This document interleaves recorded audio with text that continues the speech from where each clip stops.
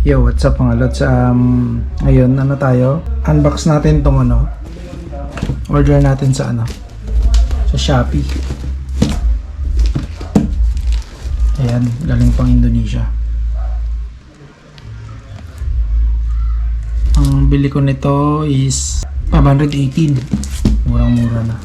Winglet to ng GSX R150. Ito yung item. Ayan siya. Fiber lang siya and daling mabasag to.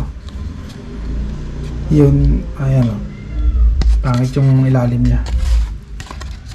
Ganda yung ibabaw naman. Ganda naman yung pakagawa. Kaso lang yan may mga crack siya.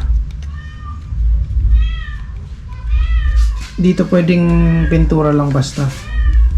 Bala ko sanang kulay nito yellow din Kung bagay naman yung yellow.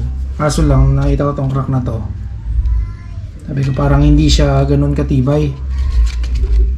Kaya ang bala kong gawin ko na lang ng carbon fiber para pag napatungan yan mas gaganda yung niya.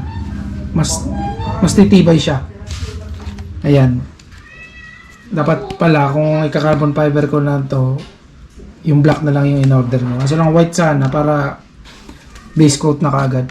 Kaso lang ngayon nga, napag-isipan ko na gawin na lang na carbon fiber yung ika-carbon fiber skinning natin to. Ay, mga lods, kung padagdag forma dun sa